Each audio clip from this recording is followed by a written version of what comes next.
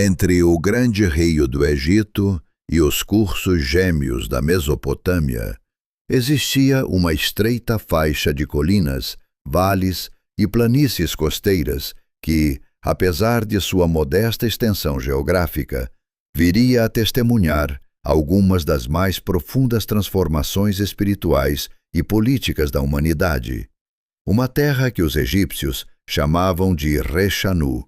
que os povos da Mesopotâmia conheciam por outros nomes, hoje quase esquecidos, mas que a história preservaria como Canaã. Um corredor natural que ligava continentes, transportava mercadores, recebia exércitos e acolhia sucessivas gerações de homens e mulheres cujas vidas seriam moldadas pela constante passagem do mundo através de suas fronteiras, tornando cada pedra de suas montanhas e cada trilha em seus vales silenciosas testemunhas do encontro entre civilizações destinadas a influenciar o destino de incontáveis povos futuros.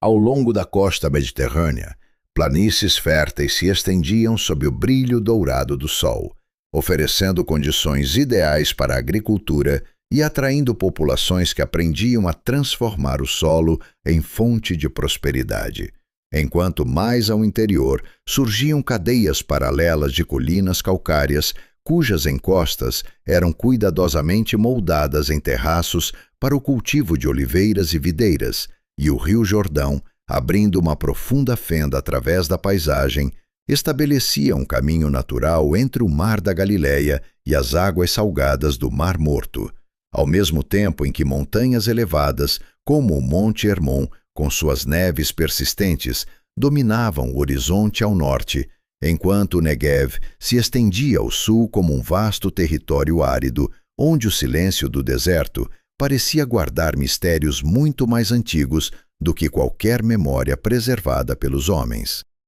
Essa posição geográfica privilegiada, situada exatamente no ponto de contato entre grandes impérios, revelou-se simultaneamente uma bênção e uma condenação,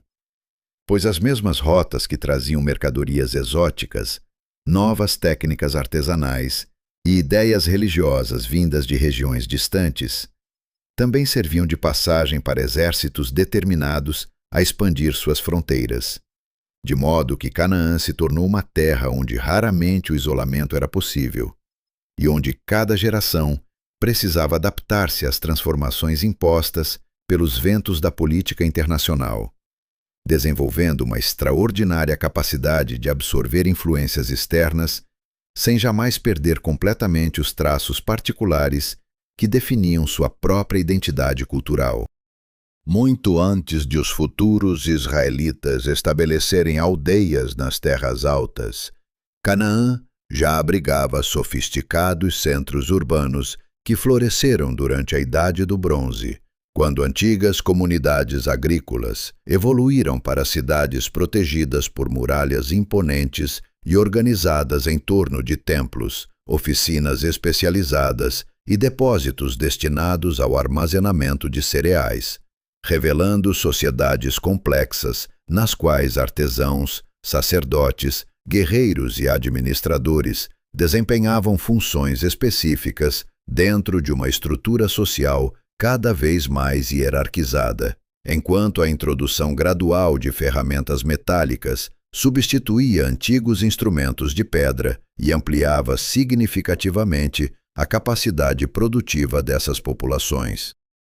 Entre essas cidades destacavam-se lugares como Jericó, cujas muralhas protegiam uma comunidade considerável para os padrões da época. Megido, estrategicamente posicionada em um importante entroncamento comercial que permitia controlar rotas utilizadas por caravanas e forças militares, e, sobretudo, Hazor, cuja impressionante extensão territorial fazia dela uma das maiores metrópoles do antigo Oriente Próximo, concentrando milhares de habitantes em um espaço protegido por enormes fortificações de terra e pedra, enquanto palácios, sistemas hidráulicos e edifícios religiosos testemunhavam um grau notável de planejamento urbano que desafiaria as percepções modernas sobre a capacidade organizacional das civilizações daquela época remota.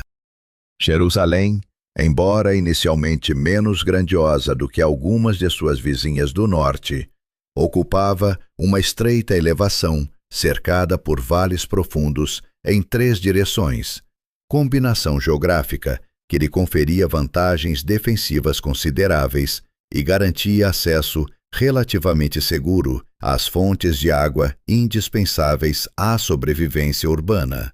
fatores que explicariam por que sucessivas gerações insistiriam em habitar aquele mesmo local, apesar das guerras e destruições que repetidamente marcariam sua história, transformando gradualmente a modesta povoação em um dos centros mais simbólicos e disputados de toda a antiguidade. À medida que cidades cresciam e rotas comerciais se expandiam, a vida cotidiana em Canaã tornava-se cada vez mais interligada aos ritmos da natureza e às exigências impostas por uma economia baseada na agricultura e nas trocas regionais, de modo que a fertilidade da terra, a regularidade das chuvas e a estabilidade das colheitas eram percebidas não apenas como fenômenos naturais, mas como manifestações diretas das forças divinas responsáveis pela manutenção da ordem cósmica, percepção que influenciaria profundamente as estruturas sociais, as práticas religiosas e a própria maneira como os habitantes compreendiam sua existência em um mundo constantemente ameaçado pela seca, pela fome e pela guerra. Assim, muito antes do surgimento dos grandes reis que dominariam os relatos posteriores, Canaã já se apresentava como um mosaico extraordinariamente complexo, formado por cidades orgulhosas, comerciantes aventureiros, agricultores resilientes e comunidades moldadas pela permanente tensão entre prosperidade e vulnerabilidade, entre abertura ao exterior e preservação das tradições locais, estabelecendo as bases históricas sobre as quais se desenvolveriam conflitos, alianças e transformações capazes de alterar não apenas o destino daquela estreita faixa de terra situada entre impérios, mas também a trajetória espiritual de uma parte significativa da humanidade nos séculos que ainda estavam por vir. Nas cidades cananeias erguidas entre colinas cultivadas e planícies banhadas pelos ventos do Mediterrâneo, a religião não ocupava apenas os templos ou os santuários construídos sobre os altos das montanhas, mas penetrava cada aspecto da existência humana, determinando o momento adequado para o plantio e para a colheita, orientando os rituais de nascimento e de luto, legitimando a autoridade dos governantes e oferecendo explicações para as forças imprevisíveis que regulavam a sobrevivência coletiva, de modo que homens e mulheres cresciam acreditando que a prosperidade dos rebanhos, a abundância do azeite e a continuidade de suas linhagens dependiam diretamente da harmonia mantida entre o mundo visível e as divindades invisíveis que governavam os céus, a terra fértil e os mistérios ocultos da vida e da morte. Entre essas divindades destacava-se Baal, senhor das tempestades e das chuvas tão aguardadas após os meses de calor intenso, cuja força era celebrada em narrativas que descreviam seus confrontos contra poderes associados à esterilidade e ao caos, enquanto Azerá era reverenciada como símbolo da fecundidade e da proteção materna, representando a própria capacidade da terra de acolher sementes e transformá-las em alimento, e Astarte ocupava um espaço igualmente importante na imaginação religiosa, ao ser associada à fertilidade humana, ao desejo e à continuidade das famílias, criando um universo espiritual no qual a permanência da ordem cósmica exigia exigia constante participação humana, através de oferendas, procissões e cerimônias cuidadosamente preservadas pela tradição sacerdotal. Nos chamados lugares altos, santuários erguidos em elevações naturais que permitiam aos fiéis aproximarem-se simbolicamente da esfera divina, sacerdotes conduziam rituais cujo objetivo transcendia a devoção individual e assumia uma dimensão comunitária profundamente ligada à sobrevivência econômica, pois cada celebração agrícola representava também uma súplica pela regularidade das estações e pela renovação dos ciclos que sustentavam aldeias inteiras, enquanto libações, sacrifícios de animais e festivais sazonais reforçavam a convicção de que os seres humanos não eram senhores absolutos do próprio destino, mas participantes frágeis de uma ordem muito mais ampla que exigia respeito, temor e obediência para continuar concedendo seus benefícios. Embora algumas tradições posteriores tenham enfatizado exclusivamente os aspectos mais sombrios dessas práticas religiosas, a realidade cotidiana dos habitantes de Canaã revelava um cenário mais complexo, no qual a maioria das famílias se aproximava dos deuses, movida menos pela busca de poder e mais pelo desejo profundamente humano de proteger seus filhos, preservar suas colheitas e enfrentar com alguma esperança as inúmeras ameaças que caracterizavam a vida antiga, desde epidemias repentinas até longos períodos de seca, passando pelas constantes guerras travadas entre cidades rivais, cujos governantes procuravam legitimar suas decisões políticas por meio do favor atribuído às divindades tutelares de cada território. Enquanto os sacerdotes mantinham os ritos e os agricultores observavam atentamente os sinais do céu em busca de indícios sobre a próxima estação, os governantes das cidades cananeias desenvolviam sistemas de poder baseados em alianças frágeis, rivalidades persistentes e uma permanente necessidade de afirmar sua superioridade diante dos vizinhos, de modo que Hazor, Megido, Jerusalém, Gaza e muitas outras comunidades fortificadas competiam pelo controle das rotas comerciais que atravessavam a região, impondo tributos sobre caravanas carregadas de madeira, metais, tecidos e especiarias que viajavam entre os grandes centros do Egito, da Mesopotâmia e das áreas costeiras do Mediterrâneo Oriental. A autoridade desses reis locais raramente se estendia muito além dos campos cultivados ao redor de suas muralhas, mas dentro de seus domínios eles exerciam funções que combinavam responsabilidades militares, administrativas e religiosas, presidindo cerimônias públicas, organizando a defesa das cidades e supervisionando atividades econômicas essenciais para a estabilidade interna, enquanto escribas registravam transações comerciais e armazenavam informações sobre tributos, demonstrando que a complexidade institucional de Canaã era muito maior do que frequentemente se imagina quando se observa esse período apenas através das lentes dos conflitos posteriores que dominariam a memória histórica da região.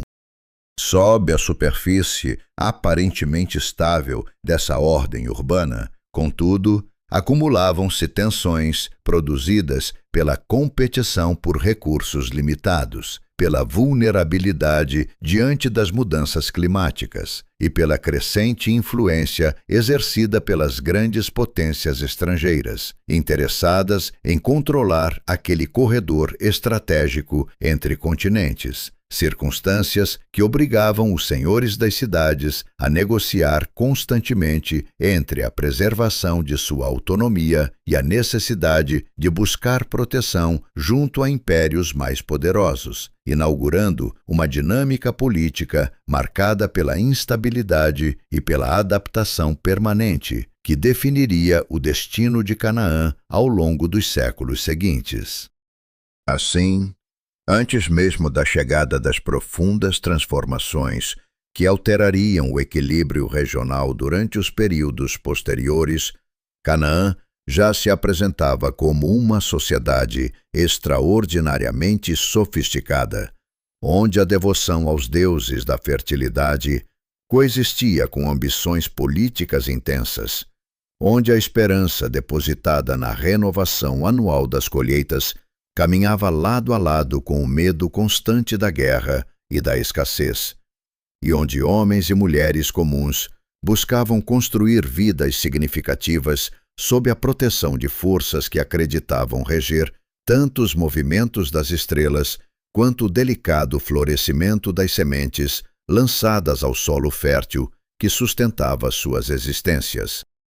À medida que os grandes reinos do Vale do Nilo consolidavam seu poder militar e transformavam o Egito em um império cuja influência se estendia muito além das margens férteis do rio que sustentava sua civilização, Canaã passou gradualmente a ocupar uma posição cada vez mais estratégica dentro dos planos expansionistas dos faraós, não apenas como uma região capaz de fornecer tributos valiosos sob a forma de azeite, vinho, metais preciosos, madeira e animais exóticos, mas também como uma indispensável zona de proteção destinada a impedir que rivais oriundos da Mesopotâmia alcançassem as fronteiras egípcias, circunstância que modificou profundamente a vida política das cidades cananeias e obrigou seus governantes a aprender a difícil arte da submissão diplomática sem abrir mão das ambições pessoais que continuavam a alimentar disputas locais incessantes.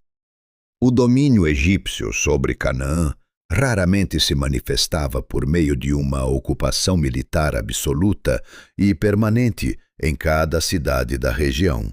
preferindo estabelecer uma complexa rede de alianças, tributos obrigatórios e supervisão indireta, na qual reis locais permaneciam formalmente no poder desde que demonstrassem lealdade ao faraó e garantissem o fluxo contínuo de recursos para o sul, criando um sistema no qual a sobrevivência política dependia tanto da capacidade de agradar as autoridades egípcias quanto da habilidade em neutralizar rivais internos, que frequentemente aproveitavam qualquer sinal de fraqueza para ampliar seus próprios territórios e desafiar o delicado equilíbrio imposto pelo império. Uma das mais impressionantes janelas para compreender esse período turbulento encontra-se nas chamadas Cartas de Amarna, conjuntos de tábuas de argila escritas na língua diplomática da época, que preservaram os apelos desesperados de governantes cananeus dirigidos aos faraós egípcios, revelando um cenário muito distante da estabilidade frequentemente associada ao domínio imperial, pois reis, supostamente protegidos pelo poder do Egito, imploravam por reforços militares, denunciavam traições cometidas por vizinhos e alertavam repetidamente que cidades inteiras corriam o risco de cair nas mãos de inimigos, caso o auxílio prometido não chegasse a tempo.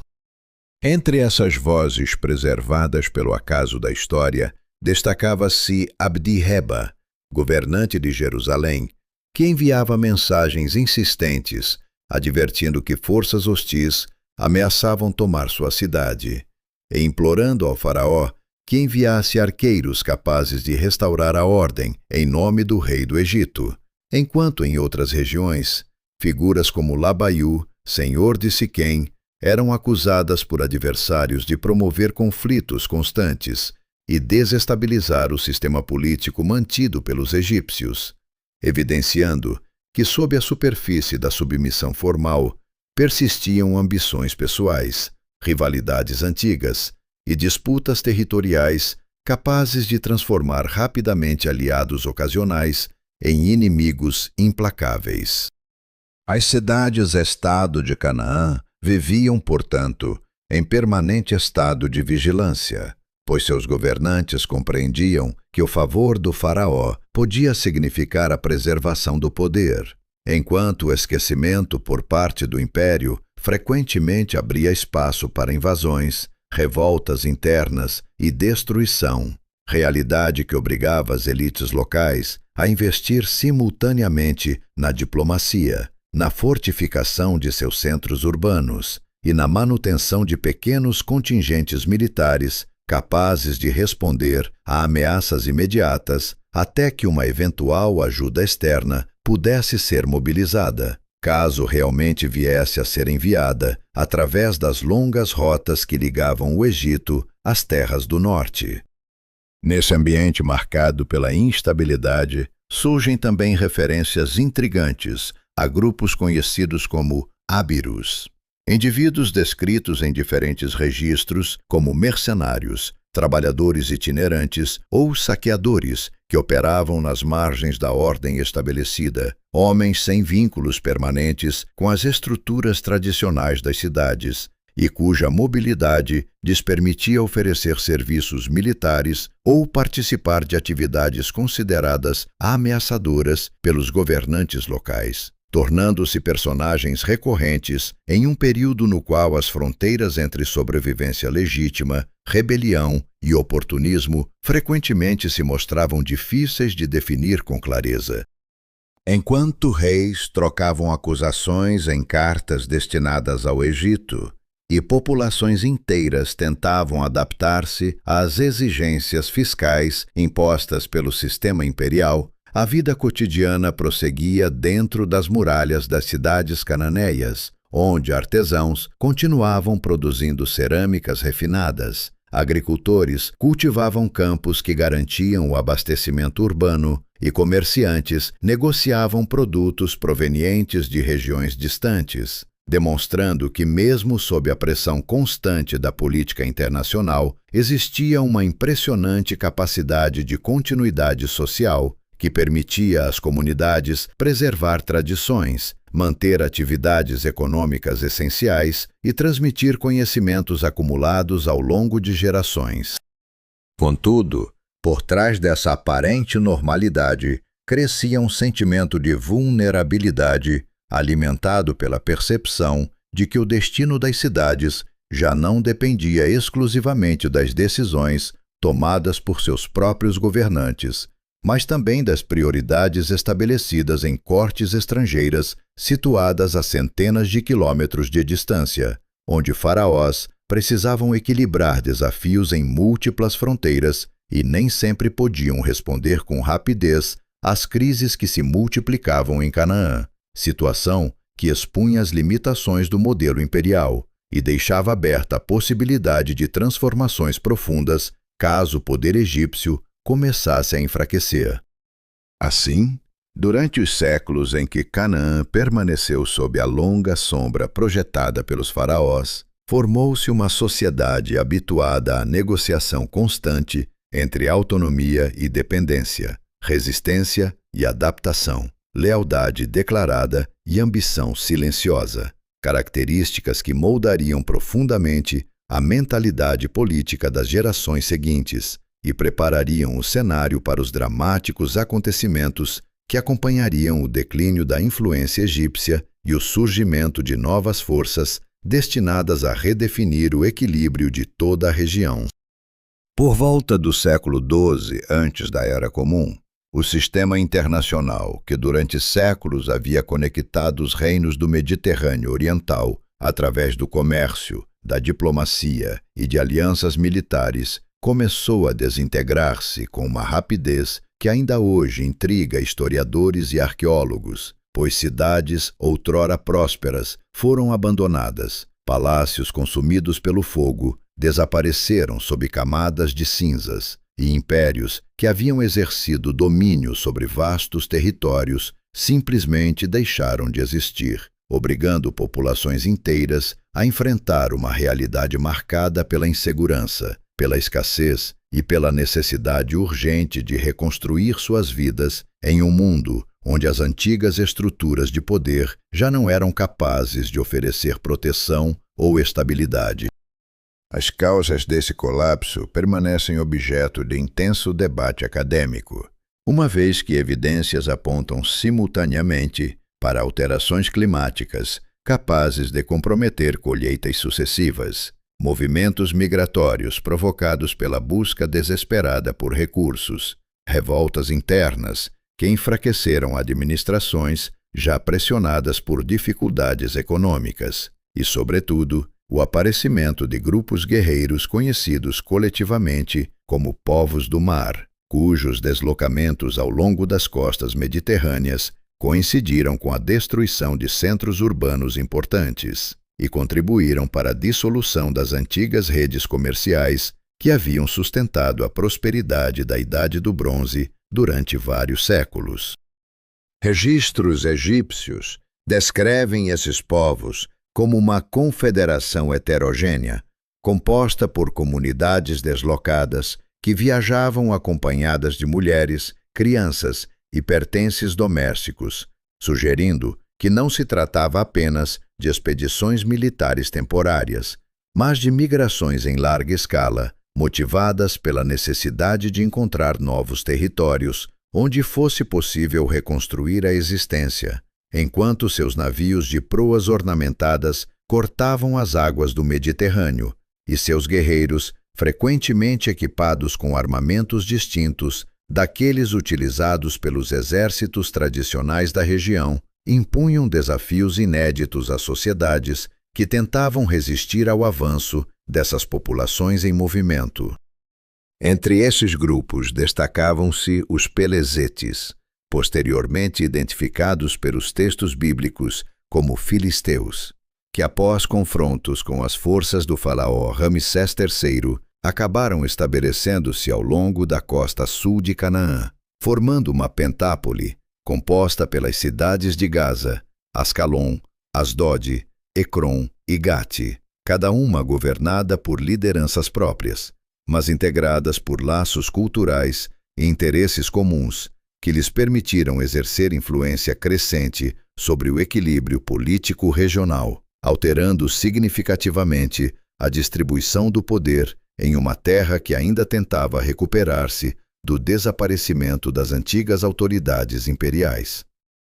A presença filisteia introduziu transformações importantes na vida material de Canaã, especialmente através da difusão gradual da metalurgia do ferro, tecnologia que oferecia vantagens práticas consideráveis em comparação com o bronze tradicional, pois, enquanto este dependia da obtenção de estanho proveniente de regiões distantes, o ferro podia ser produzido a partir de recursos mais amplamente disponíveis, permitindo a fabricação de instrumentos agrícolas mais resistentes e armamentos potencialmente superiores, circunstância que contribuiu para redefinir não apenas as práticas militares, mas também as possibilidades econômicas das comunidades que aprenderam a dominar esse novo conhecimento técnico. Ao mesmo tempo, a cultura material dos filisteus refletia uma notável capacidade de adaptação, combinando elementos oriundos do mundo egeu com influências locais cananeias, visíveis em suas cerâmicas decoradas, em certos aspectos da arquitetura urbana e até mesmo em práticas religiosas que incorporavam tanto divindades associadas às suas origens mediterrâneas, quanto cultos já difundidos na região, demonstrando que mesmo em períodos marcados pela violência e pela migração forçada, os contatos entre diferentes povos frequentemente produziam formas inéditas de convivência cultural e intercâmbio de tradições que transcendiam as fronteiras estabelecidas pelos conflitos armados.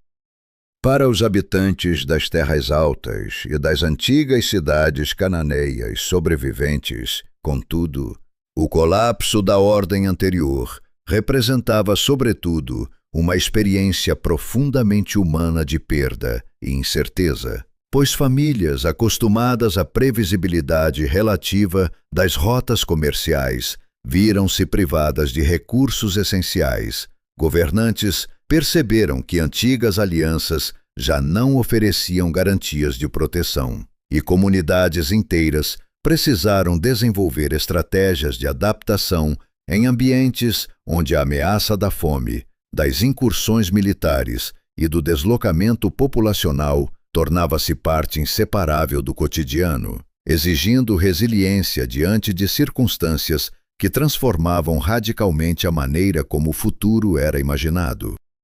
Assim, Enquanto o mundo da Idade do Bronze desaparecia sob o peso combinado de crises ambientais, pressões demográficas e convulsões políticas, Canaã entrava lentamente em uma nova fase histórica, caracterizada não pela continuidade das antigas estruturas imperiais, mas pelo surgimento de oportunidades inesperadas para populações periféricas que até então haviam permanecido à margem dos grandes centros de poder, preparando silenciosamente o cenário para o aparecimento de novas identidades coletivas, novos modelos de organização social e novos protagonistas destinados a redefinir o destino daquela estreita faixa de terra situada entre continentes. Enquanto as antigas cidades fortificadas tentavam sobreviver aos efeitos prolongados do colapso da Idade do Bronze, e os filisteus consolidavam sua presença ao longo das planícies costeiras, uma mudança menos espetacular, porém historicamente decisiva, ocorria nas terras altas centrais de Canaã, onde levantamentos arqueológicos revelam o aparecimento gradual de centenas de pequenos assentamentos distribuídos entre colinas pedregosas e vales estreitos, sugerindo que grupos humanos, até então dispersos, passaram a estabelecer comunidades permanentes em regiões anteriormente pouco povoadas, dando origem a uma nova configuração demográfica, cuja importância seria plenamente compreendida apenas pelos séculos posteriores.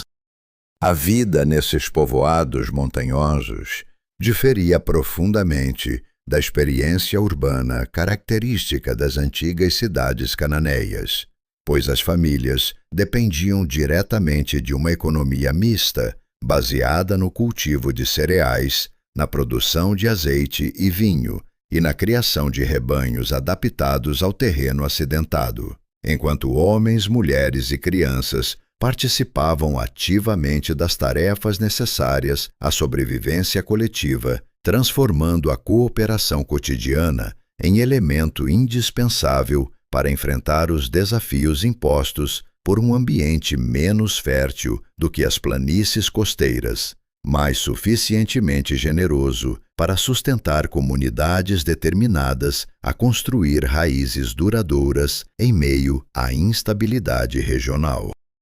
As habitações mais comuns desses assentamentos apresentavam uma organização arquitetônica hoje conhecida como casa de 4 compartimentos, estrutura funcional que dividia o espaço doméstico em áreas destinadas ao armazenamento de alimentos, ao abrigo de animais e à convivência familiar, refletindo uma sociedade na qual os limites entre trabalho, vida privada e responsabilidade econômica permaneciam profundamente integrados, enquanto os pátios internos serviam simultaneamente como locais de produção artesanal, espaços educativos onde os mais jovens aprendiam observando os adultos, e ambientes nos quais narrativas ancestrais eram transmitidas oralmente de geração em geração.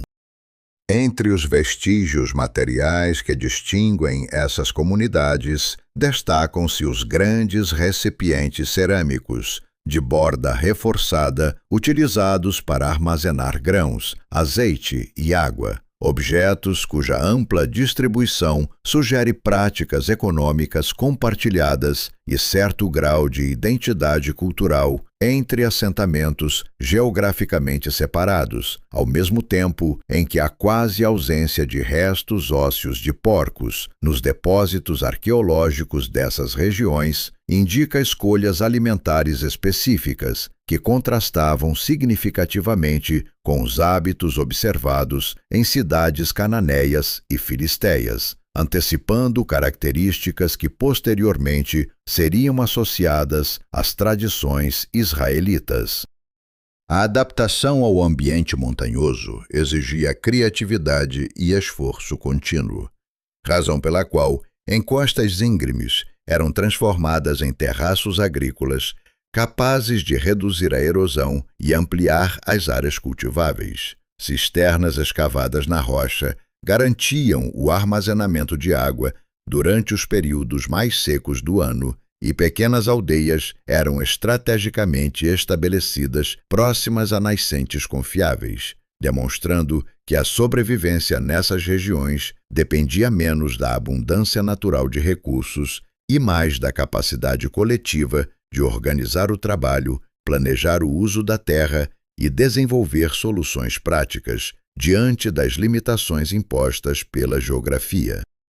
Do ponto de vista social, essas comunidades pareciam estruturar-se principalmente em torno de unidades familiares extensas, conectadas por laços de parentesco e alianças tribais flexíveis, sem evidências claras de administrações centralizadas ou elites urbanas comparáveis às observadas nas antigas cidades-estado,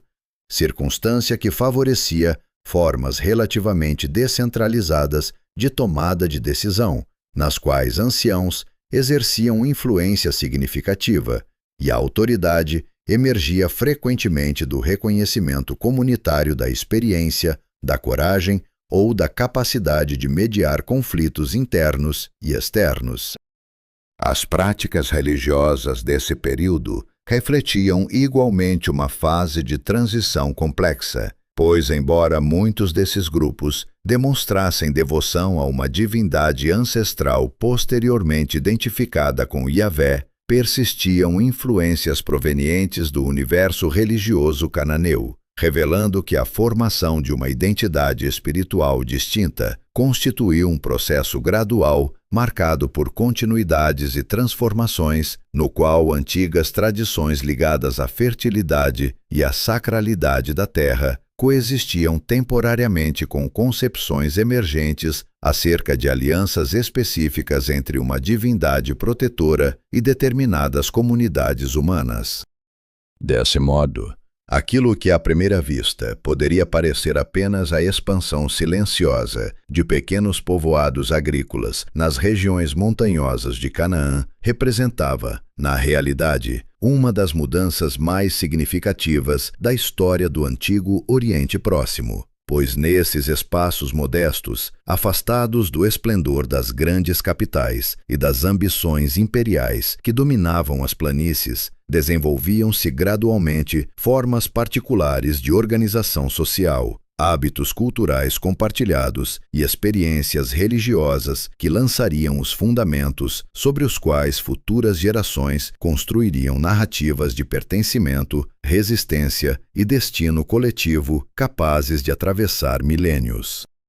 À medida que os assentamentos das terras altas se multiplicavam e populações anteriormente dispersas desenvolviam vínculos cada vez mais fortes, baseados em tradições compartilhadas, parentesco e necessidades econômicas semelhantes, tornava-se igualmente evidente que a ausência de uma autoridade central permanente oferecia tanto liberdade quanto vulnerabilidade, pois, embora cada comunidade preservasse significativa autonomia para administrar seus próprios assuntos, as ameaças externas provenientes de povos vizinhos, incursões sazonais e disputas territoriais exigiam respostas coletivas que nem sempre podiam ser coordenadas com rapidez suficiente, criando um cenário no qual líderes carismáticos emergiam temporariamente em períodos de crise para mobilizar resistência e restaurar uma frágil sensação de segurança antes que a vida cotidiana retomasse seu curso habitual.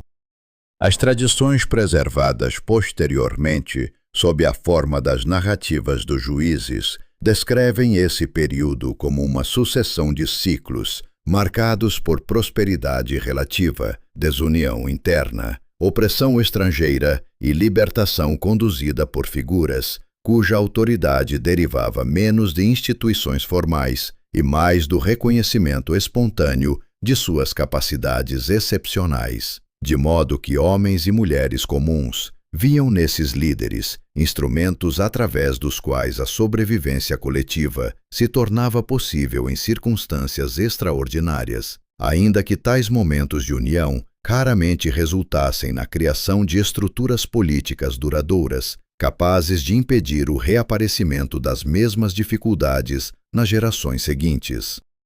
Entre essas figuras, destacava-se Débora, apresentada não apenas como líder espiritual, mas também como conselheira respeitada, cuja influência transcendia limites tribais em uma época na qual a participação feminina em assuntos militares e judiciais permanecia incomum, sendo lembrada pela mobilização de forças capazes de enfrentar coalizões inimigas equipadas com carros de guerra que dominavam as planícies. Episódio que simboliza tanto a precariedade da situação enfrentada pelas comunidades montanhosas, quanto a extraordinária capacidade de cooperação que surgia quando a própria continuidade dessas populações parecia ameaçada por adversários tecnologicamente superiores.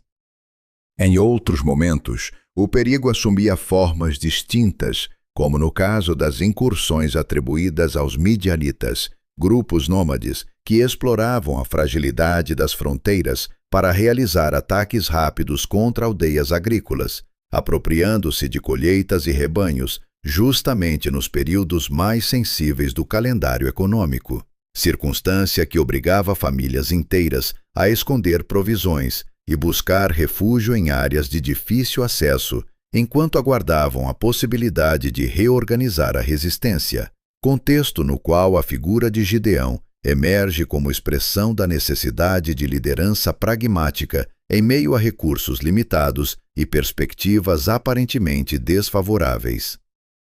As narrativas associadas à Sansão, por sua vez, refletem a tensão permanente existente entre as populações das terras altas e os filisteus estabelecidos ao longo da costa, revelando uma realidade de confrontos localizados, vinganças pessoais e rivalidades que frequentemente ultrapassavam as fronteiras entre o coletivo e o individual, enquanto a força extraordinária atribuída ao personagem servia como metáfora daquilo que essas comunidades acreditavam poder alcançar quando unidas por um propósito comum, ao mesmo tempo em que suas falhas humanas recordavam os perigos representados pela impulsividade, pela divisão interna e pela incapacidade de transformar vitórias isoladas em soluções permanentes para desafios estruturais.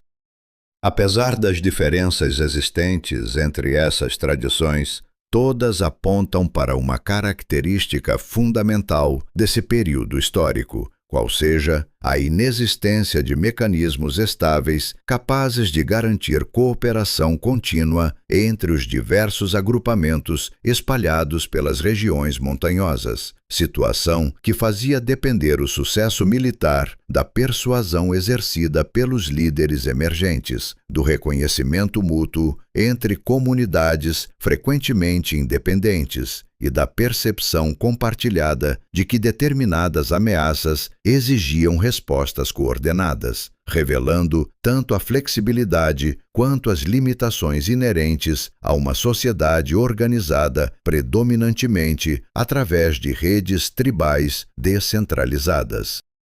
A vida cotidiana prosseguia. Entretanto, muito além dos episódios de conflito preservados pela memória coletiva, pois mulheres dedicavam-se à moagem dos cereais, à preparação dos alimentos e à produção de tecidos em teares domésticos. Homens alternavam suas atividades entre o cuidado dos rebanhos e o trabalho agrícola em campos cuidadosamente adaptados ao relevo montanhoso, enquanto crianças aprendiam progressivamente as responsabilidades que herdariam na vida adulta, através da observação direta e da participação nas tarefas familiares, compondo um universo social onde a sobrevivência dependia profundamente da solidariedade construída dentro das unidades domésticas e da capacidade de transmitir conhecimentos práticos entre gerações sucessivas. Ao mesmo tempo, transformações tecnológicas associadas à difusão gradual do ferro começaram a alterar significativamente o cotidiano dessas populações, permitindo a utilização de instrumentos agrícolas mais resistentes, facilitando a expansão das áreas cultiváveis e oferecendo novas possibilidades de defesa em um ambiente cada vez mais militarizado. Embora o acesso desigual a essas inovações reforçasse a vantagem inicial desfrutada pelos filisteus, cuja organização urbana e domínio técnico representavam desafios constantes para comunidades ainda desprovidas de estruturas políticas suficientemente robustas para sustentar campanhas prolongadas ou sistemas permanentes de proteção coletiva. Dessa forma, o chamado Tempo dos Juízes não deve ser compreendido apenas como uma sequência de conflitos heróicos ou episódios extraordinários isolados, mas como uma longa fase de transição, durante a qual populações das terras altas experimentaram diferentes formas de liderança, fortaleceram elementos de identidade compartilhada e tomaram consciência das fragilidades associadas à descentralização extrema, preparando involuntariamente o terreno para que futuras gerações passassem a considerar soluções políticas mais permanentes diante das ameaças que continuavam a cercar suas comunidades e colocar em risco a continuidade do modo de vida construído, com tanto esforço, ao longo dos séculos anteriores.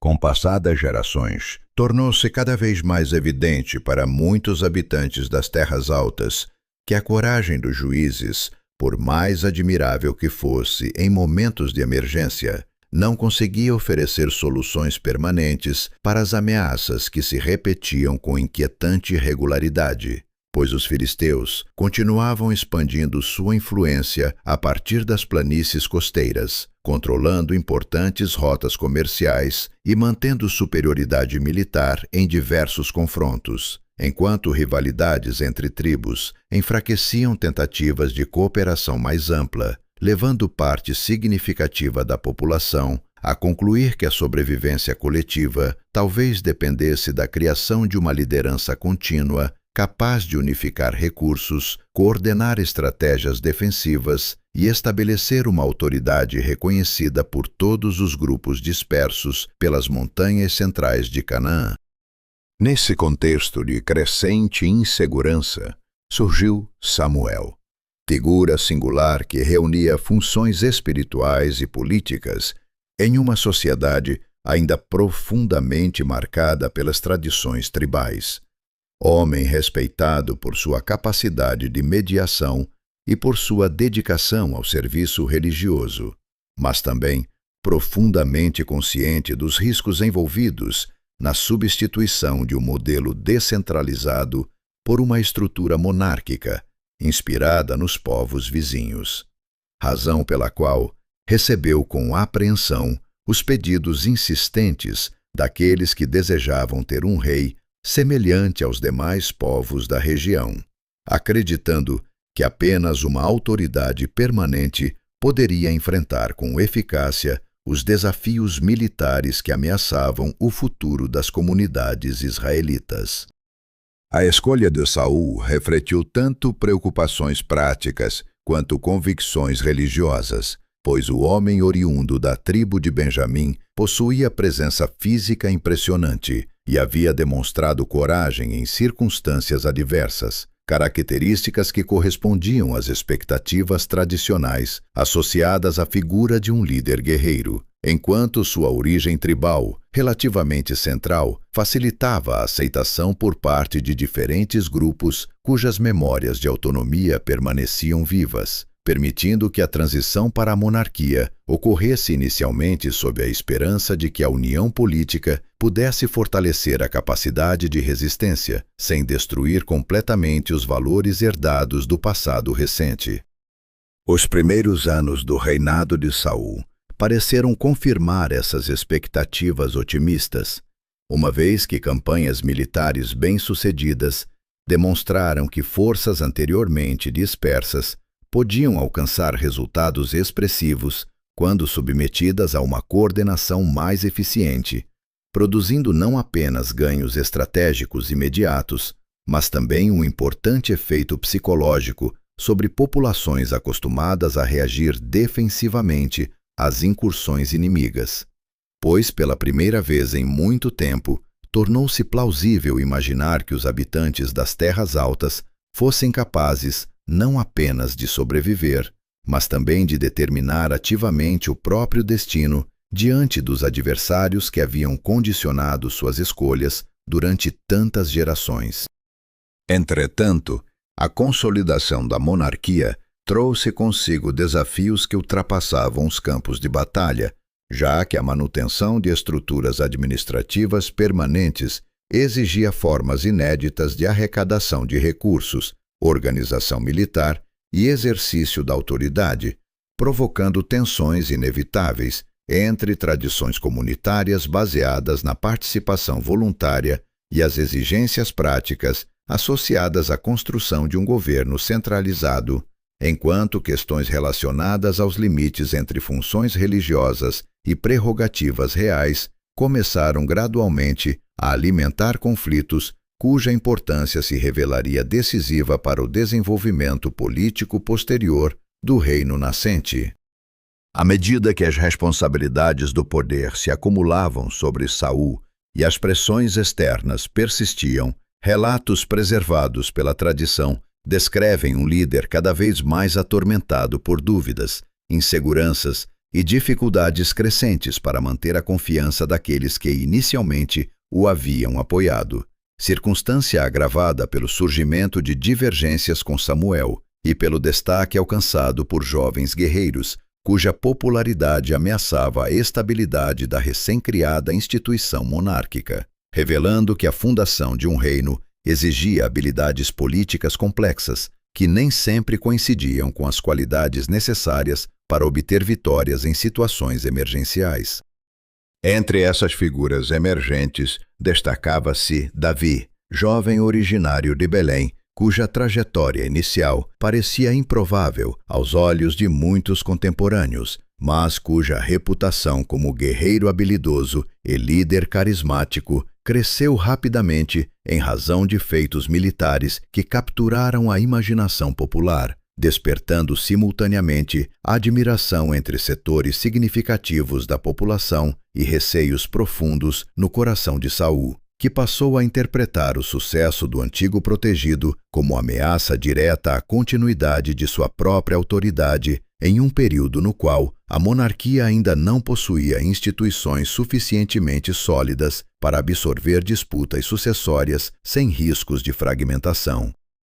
O desfecho do reinado de Saul ocorreu em meio a uma das mais dolorosas derrotas enfrentadas pelas comunidades israelitas, quando confrontos contra os filisteus culminaram na morte do rei e de alguns de seus filhos, nas encostas do Monte Gilboa, episódio que lançou incerteza sobre o futuro da experiência monárquica, ao expor brutalmente a vulnerabilidade de um sistema político ainda em formação, permitindo que antigos temores relacionados aos perigos da centralização voltassem a ocupar espaço nas reflexões daqueles que testemunhavam o aparente fracasso da solução encontrada para superar as limitações do período dos juízes.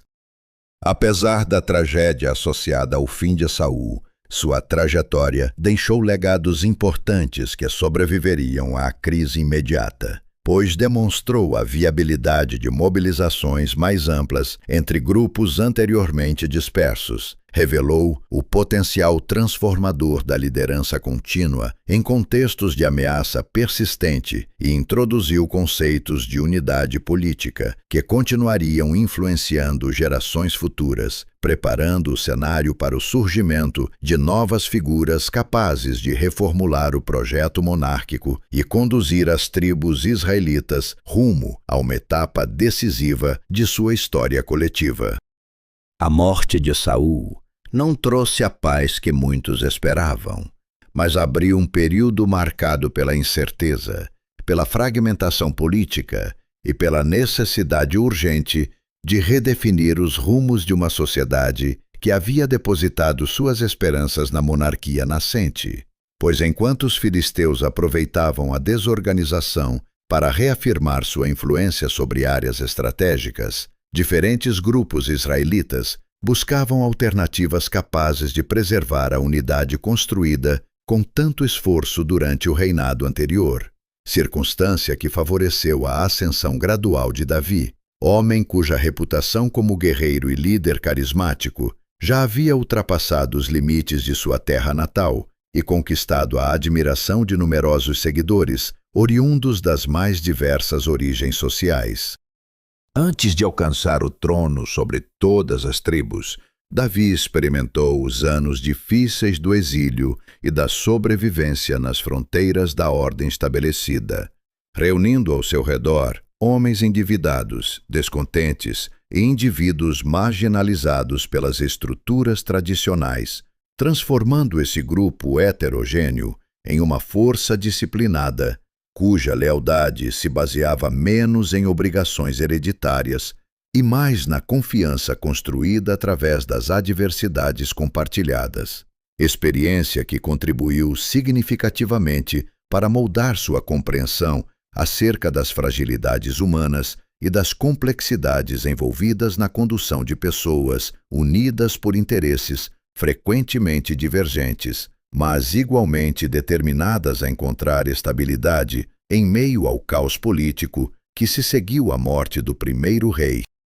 O caminho até a consolidação de sua autoridade esteve longe de ser linear, uma vez que o filho sobrevivente de Saul, apoiado por lideranças militares influentes, reivindicava legitimamente o direito de suceder o pai, provocando anos de rivalidade entre diferentes centros de poder que prolongaram o sofrimento das populações já afetadas pela insegurança regional, enquanto alianças eram constantemente redefinidas e decisões tomadas nos bastidores das cortes produziam consequências profundas para agricultores, artesãos e famílias comuns, que continuavam tentando preservar a normalidade possível em uma época dominada pela instabilidade e pelo receio de novos confrontos.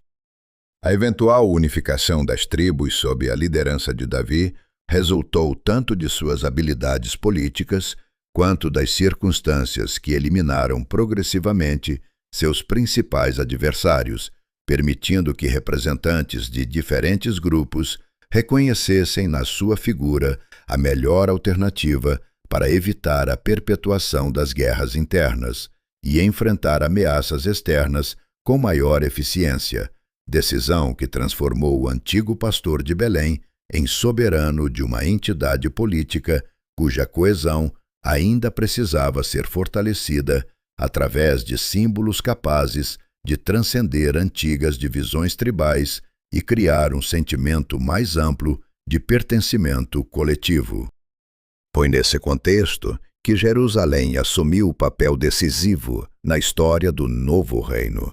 pois a cidade, até então controlada pelos jebuseus e situada em uma posição estrategicamente favorável entre diferentes territórios tribais, apresentava características ideais para funcionar como capital neutra, evitando privilégios excessivos a qualquer grupo específico e oferecendo vantagens defensivas importantes graças à sua localização elevada e ao acesso relativamente seguro às fontes de água indispensáveis à sustentação de uma população crescente, razões que tornaram sua conquista um objetivo político de enorme relevância para os planos de Davi.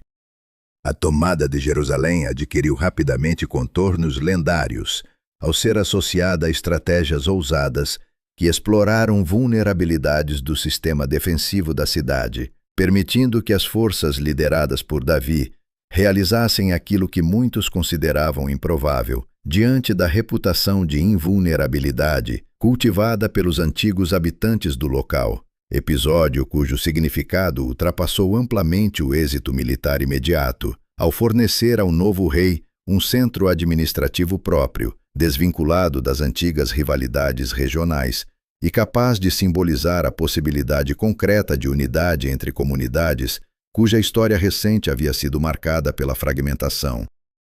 A transformação de Jerusalém em capital representou uma mudança profunda na geografia política das Terras Altas, pois pela primeira vez, desde o colapso das antigas estruturas da Idade do Bronze, surgia uma autoridade capaz de coordenar decisões administrativas, organizar campanhas militares e estabelecer mecanismos relativamente estáveis de arrecadação e justiça sobre territórios anteriormente vinculados principalmente a redes tribais autônomas, criando condições para o desenvolvimento de instituições mais complexas que redefiniriam a relação entre governantes e governados nas gerações seguintes. A centralização política foi acompanhada por iniciativas destinadas a fortalecer a dimensão espiritual do novo reino, destacando-se a transferência da Arca da Aliança para Jerusalém, gesto carregado de significado religioso e simbólico, que aproximava o centro do poder monárquico das tradições sagradas compartilhadas pelas tribos israelitas, ao mesmo tempo em que reforçava a imagem de Davi como líder profundamente comprometido com a preservação da identidade coletiva e com a convicção de que a prosperidade nacional dependia também da manutenção da fidelidade aos valores que haviam sustentado seu povo ao longo dos períodos mais difíceis de sua história. Entretanto, apesar dos êxitos militares, da expansão territorial e do crescente prestígio internacional alcançado durante seu reinado, Davi precisou enfrentar tensões familiares, disputas sucessórias e descontentamentos internos, que revelavam os custos humanos inerentes ao rápido processo de centralização política, demonstrando que a construção de um reino duradouro exigia não apenas vitórias nos campos de batalha, mas igualmente a difícil capacidade de equilibrar ambições pessoais, expectativas populares e responsabilidades institucionais em uma sociedade ainda aprendendo a viver sob as exigências de uma autoridade unificada.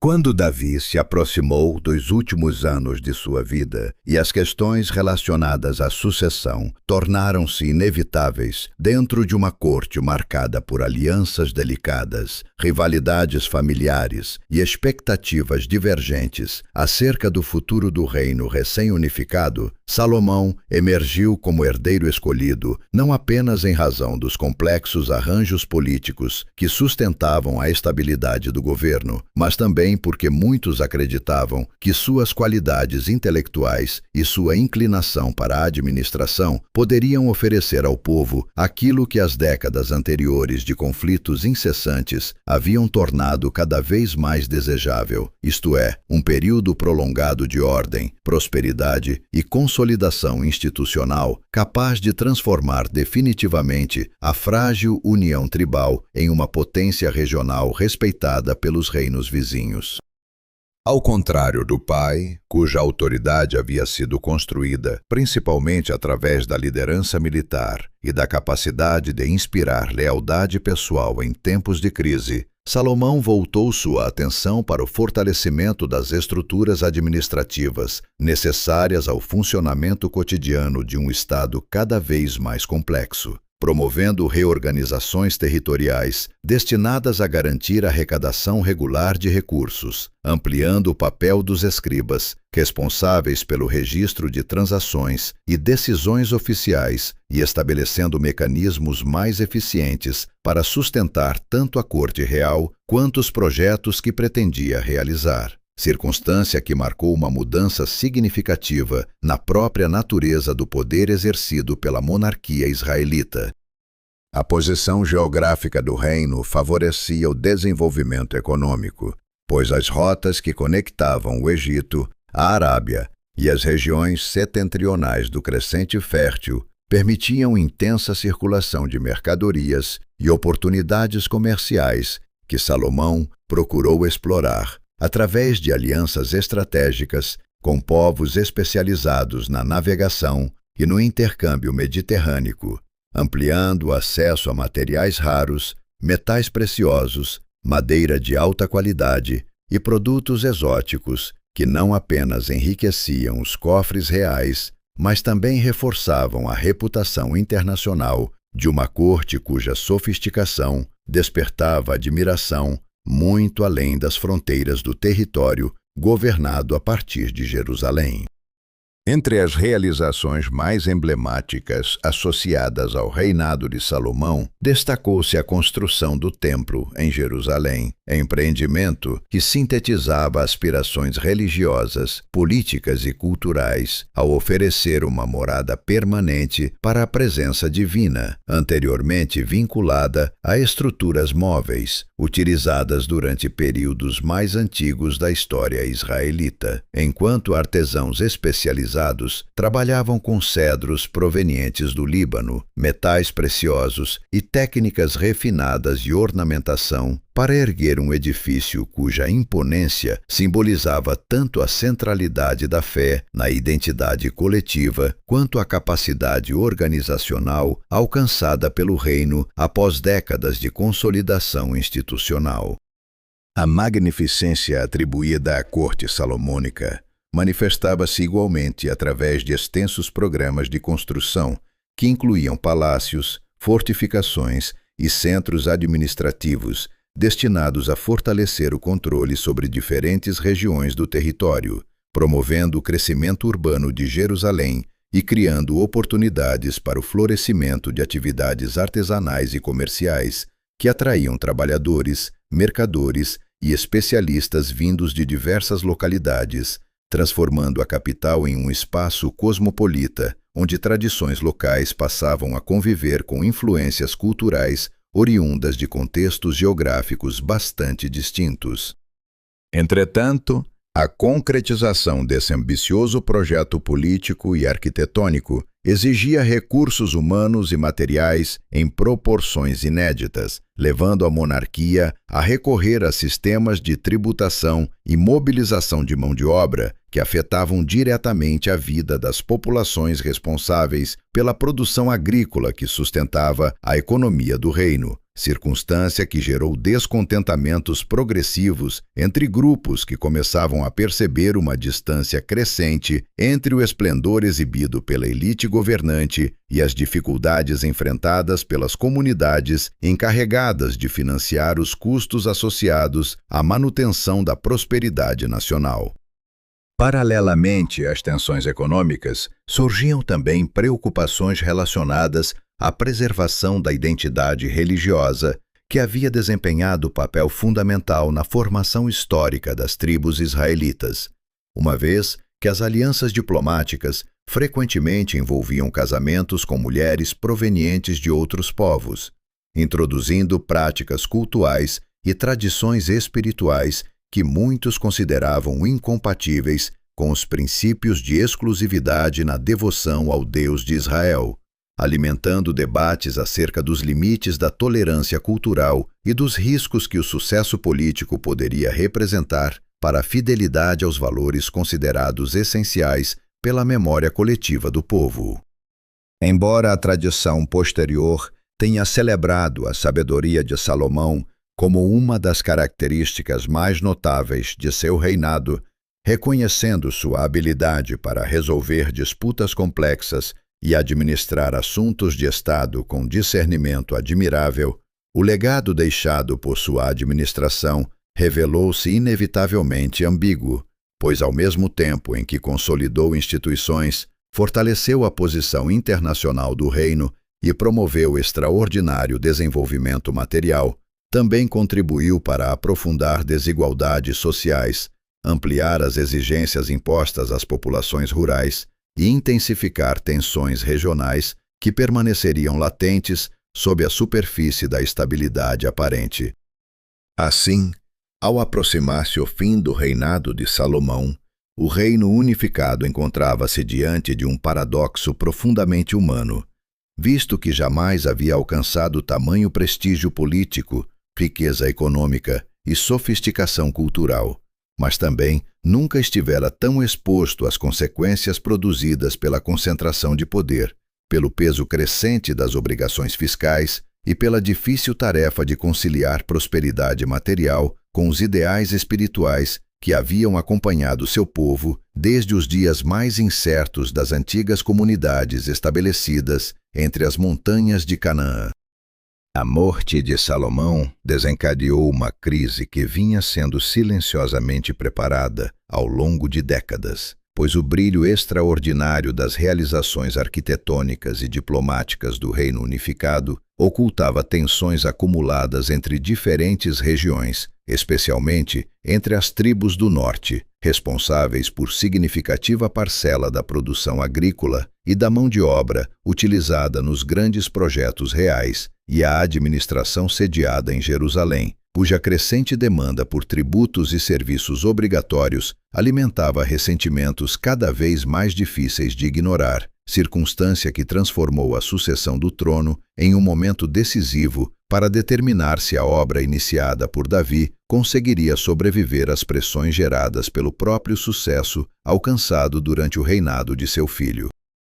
Reoboão, herdeiro da dinastia davídica, assumiu a responsabilidade de conduzir um reino cuja unidade dependia não apenas do reconhecimento formal de sua legitimidade, mas também da capacidade de responder às expectativas de populações que esperavam alívio após anos de sacrifícios destinados a sustentar o esplendor da corte salomônica, razão pela qual representantes das tribos do norte reuniram-se em Siquém para solicitar medidas que reduzissem o peso das obrigações fiscais e laborais impostas pela administração central, oferecendo em troca a continuidade da lealdade política que havia mantido a coesão do reino até então. A resposta do novo rei revelou uma profunda incompreensão acerca da delicada relação entre autoridade e consentimento construída ao longo das gerações anteriores, pois ao rejeitar os conselhos mais moderados oferecidos por membros experientes da corte e optar por reafirmar o direito da monarquia de exigir ainda mais dos seus súditos, Reoboão transformou um momento potencial de reconciliação em um catalisador para a ruptura definitiva, levando numerosos grupos do norte a concluir que seus interesses dificilmente seriam respeitados dentro de uma estrutura política percebida como excessivamente centralizadora e distante das realidades vividas pelas comunidades responsáveis por sustentar grande parte da prosperidade do reino. Foi nesse contexto que Jeroboão, figura anteriormente associada à oposição às políticas de Salomão e que havia encontrado refúgio temporário no Egito, retornou para assumir papel central na reorganização política das tribos dissidentes, tornando-se líder de um novo reino estabelecido ao norte e comprometido com a construção de instituições próprias capazes de garantir independência em relação à autoridade exercida a partir de Jerusalém, processo que não representou apenas uma divisão administrativa, mas a emergência de duas entidades políticas distintas, cada uma reivindicando para si a continuidade legítima da herança deixada pelos grandes monarcas do passado. O Reino de Israel, estabelecido nas regiões setentrionais, possuía vantagens econômicas significativas, graças ao controle de áreas agrícolas mais férteis e de importantes rotas comerciais que favoreciam o intercâmbio com povos vizinhos, circunstância que lhe permitiu desenvolver centros urbanos dinâmicos e estabelecer relações diplomáticas vantajosas, enquanto Judá, menor em extensão territorial e concentrado ao redor de Jerusalém, apoiava-se fortemente na continuidade da dinastia davídica e na centralidade religiosa do templo como elementos fundamentais para sustentar sua identidade política e fortalecer os vínculos entre governantes e população.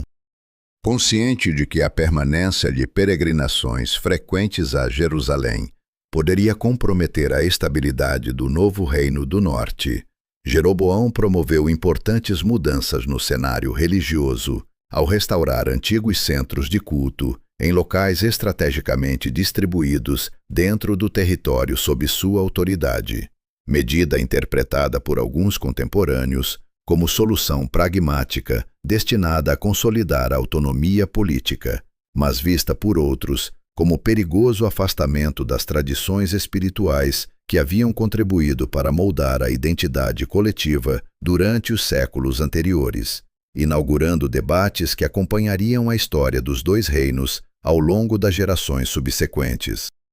Apesar das diferenças institucionais e das disputas ocasionais que marcaram suas relações, Israel e Judá compartilhavam origens históricas comuns, tradições culturais semelhantes e memórias associadas aos períodos de unidade vividos sob Saul, Davi e Salomão. Fatores que frequentemente alimentavam tanto sentimentos de rivalidade quanto aspirações de reconciliação, especialmente em momentos nos quais ameaças externas tornavam evidente a fragilidade decorrente da divisão política e a dificuldade de preservar a autonomia em uma região constantemente influenciada pelas ambições das grandes potências circundantes. Ao longo dos anos seguintes, ambos os reinos experimentariam alternâncias entre períodos de prosperidade e fases de instabilidade, acompanhando o surgimento de novas dinastias, reformas administrativas e alianças internacionais que refletiam tentativas permanentes de equilibrar interesses locais com exigências impostas pelo cenário geopolítico mais amplo, enquanto a população comum continuava dedicada às atividades agrícolas, ao comércio e à preservação dos laços familiares que ofereciam continuidade em meio às frequentes mudanças observadas nos círculos do poder. Dessa forma, a divisão do antigo reino unificado não deve ser compreendida exclusivamente como expressão de fracasso político, mas também como resultado das complexas transformações sociais, econômicas e culturais acumuladas ao longo das gerações anteriores, revelando como sociedades profundamente conectadas por memórias compartilhadas podem desenvolver projetos distintos de futuro sem abandonar completamente as raízes que lhes deram origem, permanecendo vinculadas por um passado comum, mesmo quando seguem caminhos separados diante dos desafios impostos pela história.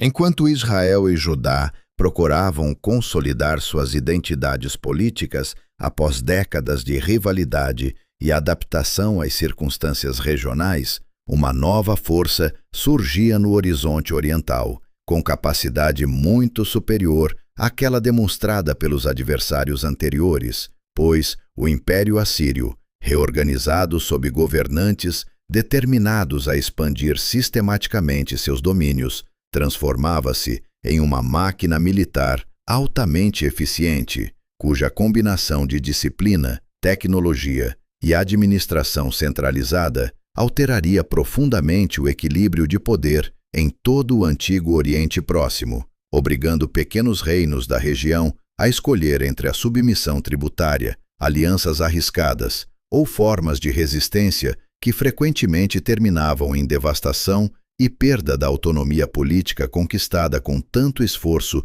ao longo das gerações precedentes.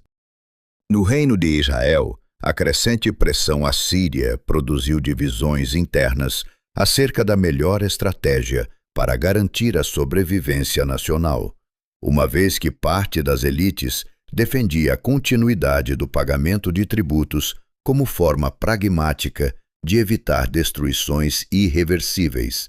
enquanto outros grupos acreditavam que alianças regionais poderiam oferecer oportunidades reais de libertação, alimentando ciclos sucessivos de conspirações palacianas, mudanças dinásticas e decisões políticas tomadas sob intensa sensação de urgência, cenário no qual a população comum via-se obrigada a suportar pesadas exigências fiscais destinadas tanto ao financiamento da administração local quanto ao cumprimento das obrigações impostas pelo poder imperial. Em meio a essas tensões, surgiram vozes proféticas cuja importância ultrapassava a esfera estritamente religiosa, pois homens como Amós e Oséias passaram a interpretar os acontecimentos políticos não apenas como resultado das disputas entre impérios e pequenos reinos, mas também como reflexo das escolhas morais realizadas pelas próprias sociedades israelitas, denunciando a exploração dos mais vulneráveis, a corrupção das lideranças e a tendência crescente ao sincretismo religioso como sinais de afastamento em relação aos princípios que, segundo sua compreensão, deveriam orientar a vida coletiva e garantir a continuidade da aliança estabelecida entre Deus e o povo.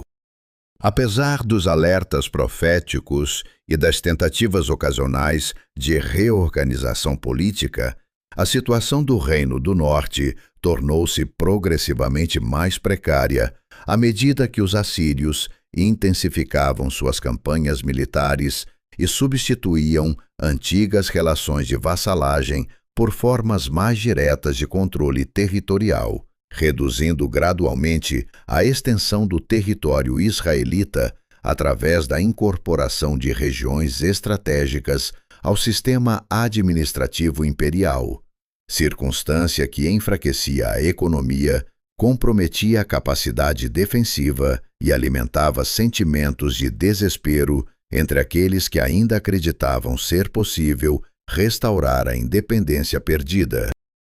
A decisão final de interromper o pagamento de tributos e buscar apoio externo contra a Assíria representou uma aposta arriscada, cujas consequências revelaram toda a magnitude do poder imperial, pois a resposta assíria foi rápida e implacável, culminando no cerco prolongado de Samaria, capital do Reino de Israel, onde habitantes submetidos à escassez crescente enfrentaram anos de sofrimento enquanto aguardavam um socorro que jamais chegaria, sustentando a resistência com a consciência dolorosa de que a derrota significaria não apenas a queda de uma cidade, mas possivelmente o desaparecimento de todo um modo de vida construído ao longo de séculos.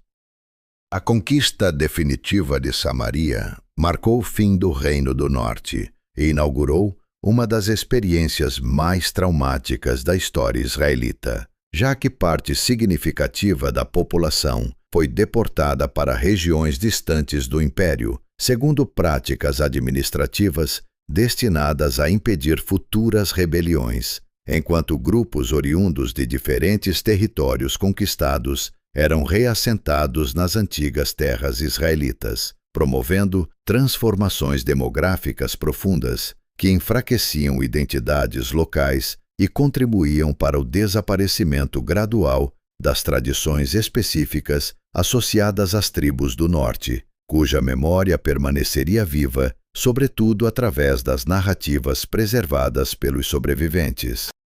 Em Judá, a destruição do reino irmão provocou um impacto considerável tanto no plano político quanto no espiritual, pois refugiados provenientes das regiões conquistadas buscaram abrigo em Jerusalém e outras localidades do sul, trazendo consigo histórias de perda, textos religiosos, tradições familiares e interpretações sobre as causas do desastre, que enriqueceram a vida cultural judaíta, ao mesmo tempo em que reforçavam a percepção de que a sobrevivência nacional dependia não apenas da habilidade diplomática, mas também da fidelidade aos compromissos espirituais considerados fundamentais para a preservação da identidade coletiva.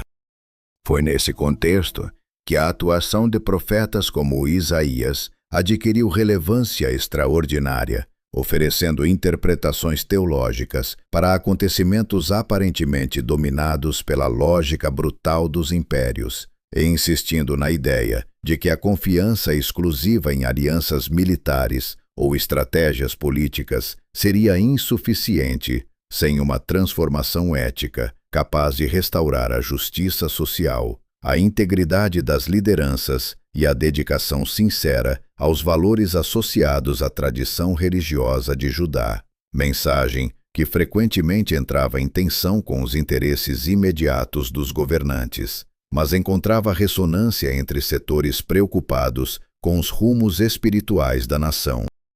Assim, a ascensão assíria e a queda de Israel transformaram profundamente a experiência histórica dos povos, descendentes das antigas tribos estabelecidas nas montanhas de Canaã, demonstrando a vulnerabilidade dos pequenos reinos diante das ambições imperiais e reforçando o papel dos profetas como intérpretes críticos da realidade política e moral de seu tempo, de modo que as perdas sofridas pelo norte não representaram apenas o desaparecimento de uma entidade estatal, mas também um chamado urgente à reflexão sobre os fundamentos capazes de sustentar a esperança e a continuidade de uma comunidade submetida às provações mais severas de sua história.